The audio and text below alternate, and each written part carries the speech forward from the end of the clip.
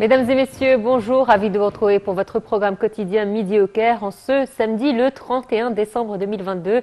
Bonne année à tous, j'espère que ce sera une année bonne et joyeuse à tous nos téléspectateurs. On commence sans plus tarder notre édition avec les nouvelles du ministère, du Premier ministre. Lors de sa réunion au siège du gouvernement dans la nouvelle capitale administrative, le Conseil des ministres présidé par son Premier ministre, Dr Moustapha Madbouli, a annoncé l'approbation du président Abdel Fattah el-Sisi sur le document de la politique de propriété de l'État, ce qui confirme la volonté de l'État de donner plus de place à la participation du secteur privé pour générer la croissance économique. Le point dans ce commentaire. Le Premier ministre Dr Moustapha Madbouli a affirmé que le document de politique de propriété de l'État visait principalement à augmenter les taux de croissance économique pour atteindre des niveaux qui répondent aux aspirations des Égyptiens à travers la hausse du taux d'investissement entre 25% et 30%, ce qui contribue à accroître celui de croissance économique entre 7% et 9% afin de fournir des opportunités d'emploi en vue de réduire les taux de chômage. M. Madbouli a fait ces déclarations après que le Conseil des ministres a annoncé lors de sa réunion tenue au siège du gouvernement dans la nouvelle capitale administrative l'approbation par le président Abdel Fattah el-Sisi du document de politique de propriété de l'État, ce qui confirme la volonté de l'État de donner plus de place à la participation du secteur privé pour générer la croissance économique, créer des opportunités d'emploi et augmenter les niveaux d'investissement et d'exportation. Cela se fait à travers l'autonomisation du secteur privé égyptien et la création de diverses opportunités pour sa présence dans toutes les activités économiques d'une manière qui aide à augmenter ses contributions économiques au produit intérieur brut, aux investissements exécutés, à l'emploi, aux exportations et aux recettes publiques, a dit le Premier ministre. M. Madbouli a indiqué que le document de politique sur la propriété de l'État était une continuité des réformes adoptées par l'État égyptien dans le cadre du renforcement du rôle du secteur privé dans l'activité économique et de la création d'un environnement économique favorable et attractif pour les investissements en posant les fondements et les principaux piliers de la présence de l'État dans l'activité économique. Le chef du gouvernement a souligné que la mise en œuvre du document de politique de propriété de l'État permettrait de réaliser des économies financières pour soutenir le budget général, atteindre la discipline financière, assurer la viabilité financière et renforcer la capacité financière de l'État afin de protéger les groupes vulnérables et accroître les niveaux de résilience de l'économie égyptienne face aux crises.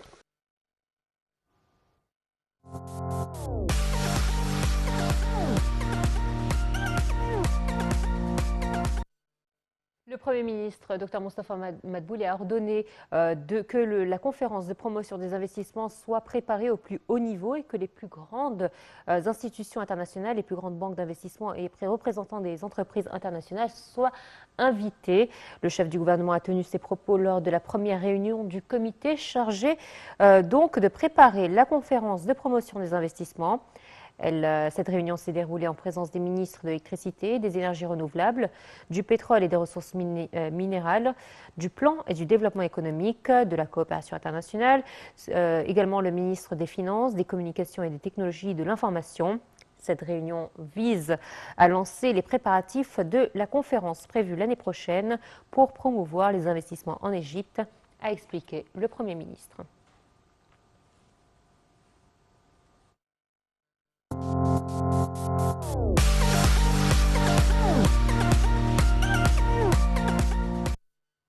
Et selon un dernier rapport du FMI, l'Égypte est l'une des 10 économies les plus croissantes du monde en 2022. C'est ce que rapporte le Centre d'information et de soutien à la prise de décision, l'IDSC, du Conseil des ministres, dans une vidéo résumant les événements survenus en Égypte durant cette année. Je vous propose de faire le point pour ce commentaire. L'Égypte est l'une des 10 économies les plus croissantes du monde en 2022 selon le FMI. C'est ce qu'a indiqué le Centre d'information et de soutien à la prise de décision du Conseil des ministres dans une vidéo résumant les événements survenus en Égypte pendant cette année. L'Égypte vient en première position en matière de projets hôteliers à l'échelon africain en 2022 et en 5e position à l'international dans la sous-catégorie de l'usage de l'énergie du Climate Change Performance Index pour 2023, de même qu'elle a progressé de 42 rangs dans l'indice de maturité GovTech. L'Égypte a retenu l'attention du monde par sa capacité à affronter et à exploiter les crises. Elle est le premier pays au Moyen-Orient à avoir émis les obligations samouraï, à avoir fabriqué des respirateurs artificiels à 100% locaux et l'un des 8 meilleurs États africains dans l'indice des objectifs du développement durable. Parlons infrastructure, l'Égypte a inauguré de nombreux projets, dont le périphérique qui s'étend sur une distance de 156 km de l'autoroute désertique Le Caire Ismailia à l'axe routier d'Al-Daba, les autoponts de Tersa, de Marioteia et Mansouria et la modernisation de l'axe Gizeh-Fayoum. Sur le plan de l'événementiel, l'Égypte a lancé la conférence des jeunes du monde en 2022 et la conférence économique Égypto 30 a organisé la COP 27. Côté culture, elle a réussi à inscrire les festivités associées au voyage de la Sainte Famille et à la liste représentative du patrimoine de l'UNESCO.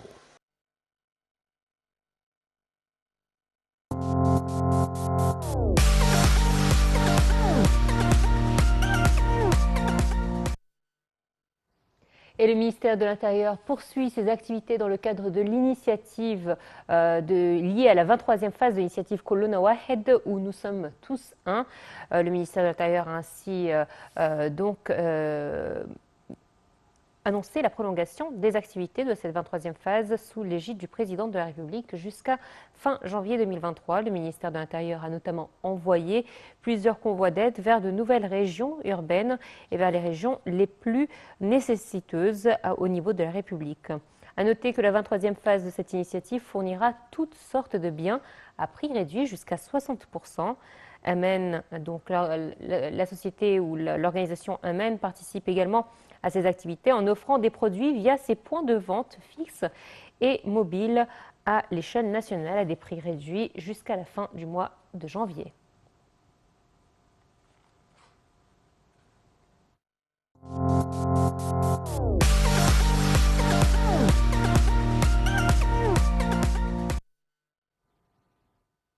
La Banque centrale d'Égypte, la BCE, a décidé d'annuler l'utilisation des crédits documentaires en cas d'importation et de reprendre l'encaissement documentaire lors des opérations liées à l'importation. Dans une lettre envoyée à toutes les banques, la BCE a affirmé l'annulation de la mise en œuvre de la décision rendue le 13 février 2022 qui exigeait d'utiliser les crédits documentaires dans toutes les opérations liées à l'importation.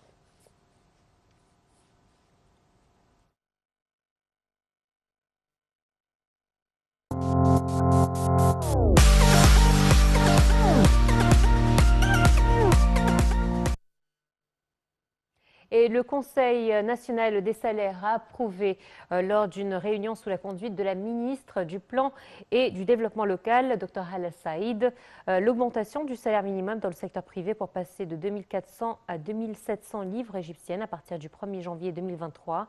Le Conseil a de même avalisé une prime périodique annuelle pour ce secteur, pas inférieur à 3% selon l'exercice comptable de chaque établissement, avec un taux minimum de 100 livres. Madame Saïd a affirmé que les crises actuelles, au vu des défis géopolitiques, affectent l'économie de tout le globe, y compris l'Égypte, tout en mettant en exergue le rôle important que jouent les fédérations des diverses chambres en collaboration avec le Conseil national des salaires pour convenir d'un salaire minimum malgré les circonstances exceptionnelles que traverse le pays.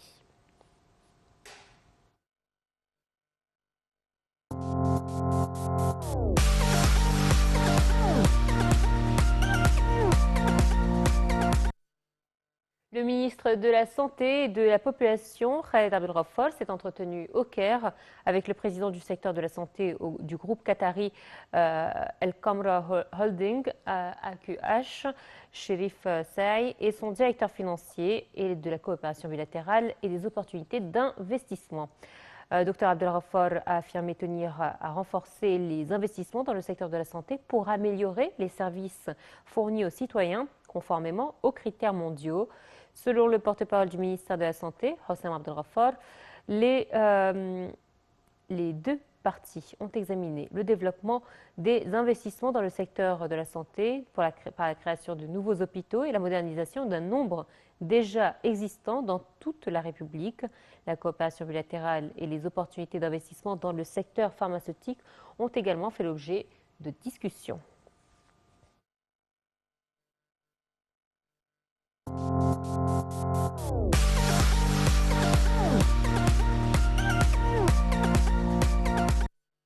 Et l'ambassade d'Égypte à Mogadiscio a remis au gouvernement somalien une cargaison d'aide humanitaire fournie par le gouvernement égyptien par une contribution de l'Institut de l'Azhar, des ministères de la Défense, de la Santé, de la Population et de la Solidarité sociale, du Croissant Rouge égyptien, de concert avec le ministère égyptien des Affaires étrangères. Le ministère des Affaires étrangères a indiqué que ces aides avaient été acheminées par voie maritime à Mogadiscio avec un total de 240 tonnes de fournitures médicales et de produits alimentaires.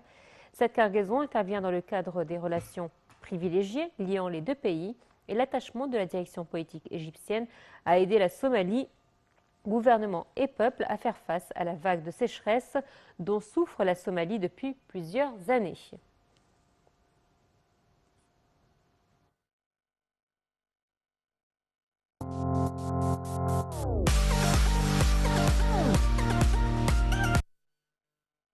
Et en guise de conclusion, un petit peu de culture, la 8e édition du Panorama International Short Film Festival, PISFF, ou Festival international du panorama du court-métrage, aura lieu du 7 au 11 février 2023, a annoncé le directeur du Festival international tunisien du panorama de court-métrage. Il a indiqué que 3 films égyptiens prendront part à cette édition. Les participations égyptiennes lors des éditions précédentes étaient particulières et très appréciées, tant par le jury que par le public, a-t-il souligné. 51 films de 23 pays, notamment la Tunisie, l'Égypte, le Maroc, l'Algérie, le Liban, la Palestine, l'Iran, l'Afghanistan et plusieurs pays européens participeront à cette édition, a ajouté donc son président.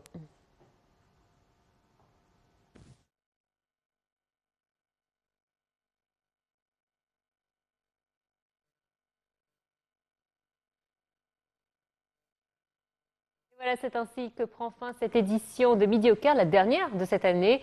Je vous dis à l'année prochaine, je vous souhaite plein de bonnes choses et à très bientôt. Au revoir.